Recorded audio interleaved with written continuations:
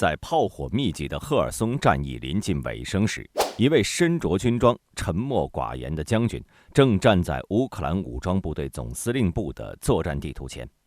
从战争爆发以来，这位少有公开露面的指挥官几乎成为乌克兰军队的隐形脊梁。没有夸张的语言，没有张扬的姿态，却在一次次危局中下达决定命运的指令。从基辅保卫战的惊险坚守，到哈尔科夫和赫尔松的果断反击，他像一个高超的棋手，面对强敌压境时不急于还手，而是静观、谋划、突袭。他的出现并不依赖喧哗，而是用行动和战果把自己的名字刻进了乌克兰史诗。这个人不是政治舞台的焦点，却在战场上书写了国家存亡的关键篇章。他就是瓦列里·扎卢日内。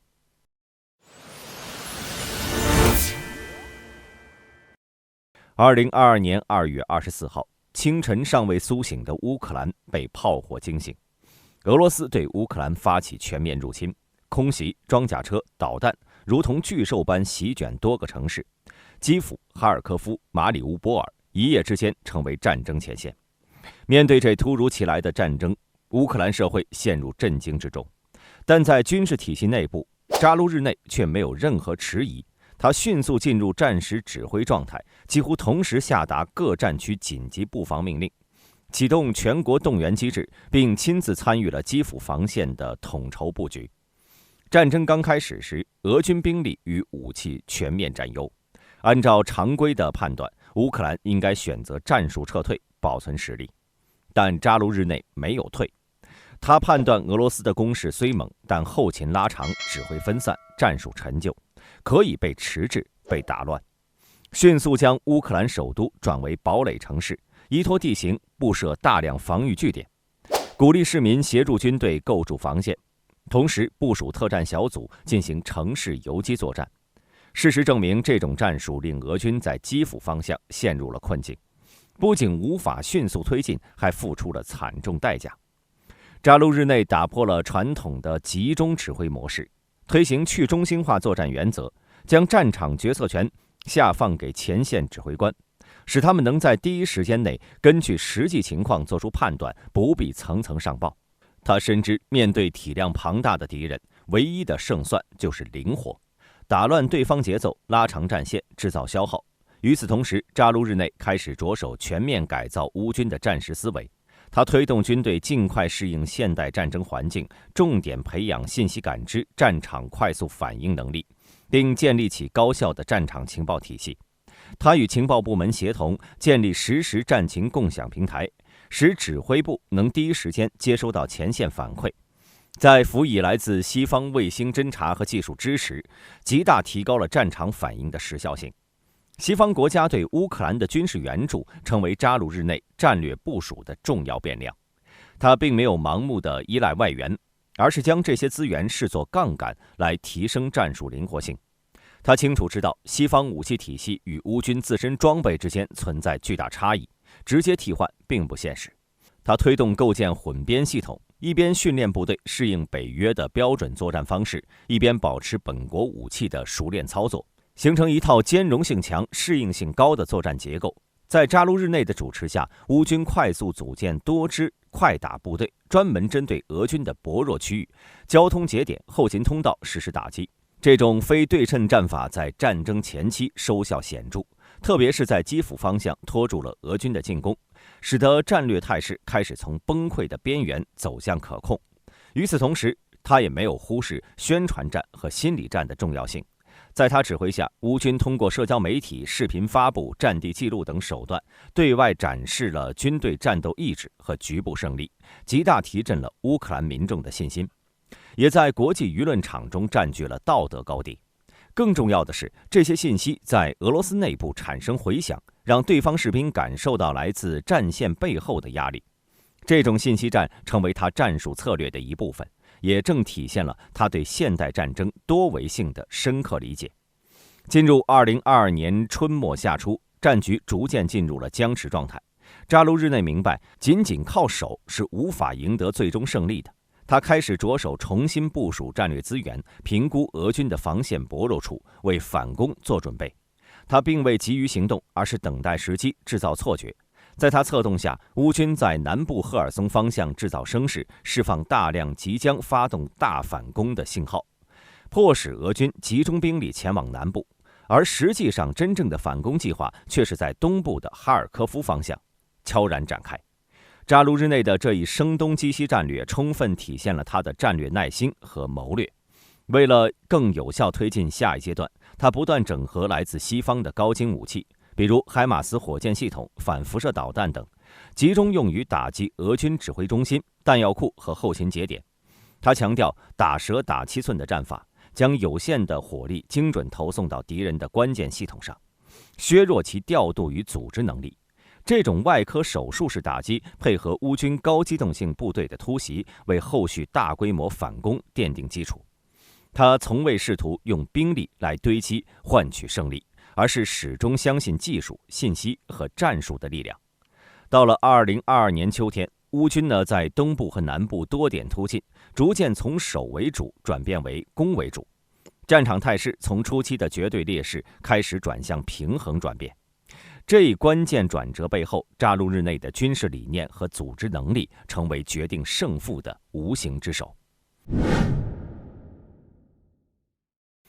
随着战线逐渐从全面防御转向主动出击，扎卢日内的指挥重心也随之悄然发生了转变。他知道乌克兰不仅是需要活下来，更需要在战场上赢一次，哪怕只是局部胜利，也足以重塑国际信心与国内士气。正是在这样的背景下，2022年秋季的哈尔科夫反攻成为战争的重要分水岭，而扎卢日内则是这一行动背后的主脑。他与前线指挥层保持密切沟通，制定了严密的欺敌计划，在赫尔松方向故意释放进攻信号，引诱俄军南调兵力，而真正的攻势却在东线悄然酝酿。行动前期，乌军在多个战术节点上成功突击，仅用数日便突破了俄军第一防线，迅速收复大片失地。哈尔科夫的胜利不仅是一场军事上的成功，更是象征着乌克兰军队从被动应对到主动改变的战略转型。而这背后，扎卢日内的筹划、冷静与耐心是不可或缺的灵魂力量。战局进入到2023年，乌军士气高涨，但前方也开始出现新的难题。俄军在战术上不再贸然推进，而是构筑多重防线，重点防守乌东和扎波罗热方向。在乌军反攻进展受阻后，舆论开始对全面胜利产生质疑，而国内外也对乌克兰是否还能维持攻势战略产生分歧。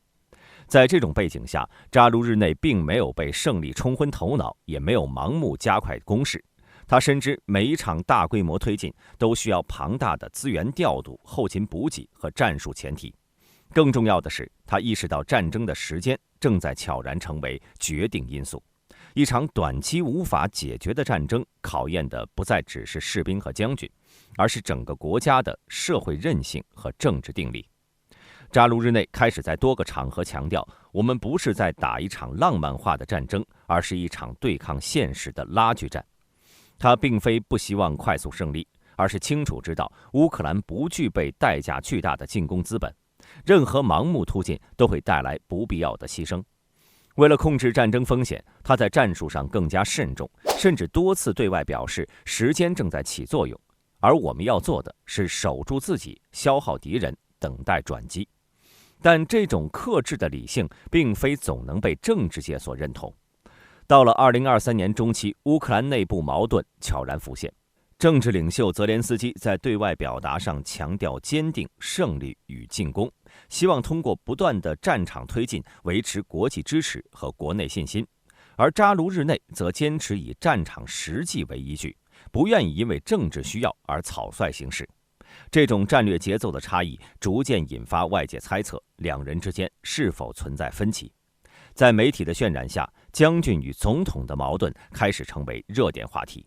一些西方舆论甚至推测，扎卢日内可能是泽连斯基的政治竞争者。然而，扎卢日内始终保持沉默，不公开表态，不参与政治，不接受个人化的英雄包装。他一如既往地留在战时指挥中心，继续研究地图、数据和报告，不在镜头前面喊话，只在战场上说话。尽管如此，他的专业能力和人格力量仍不可避免地成为某种象征。西方军事专家多次称赞他是一位既懂得传统战争又理解现代战争逻辑的指挥官。许多北约军官甚至主动提出以乌克兰模式重新审视常规作战体系。在乌克兰国内，越来越多的民众将他视为稳定与胜利的代言人。他低调的作风、对军人生命的重视以及始终保持清醒的判断，使他在社会舆论中获得了极高信任度。然而，正是这种信任也加剧了他与政治系统之间的张力。泽连斯基团队担心过度强化军方形象可能冲击政府权威，部分高层甚至要对扎卢日内的言论进行干预，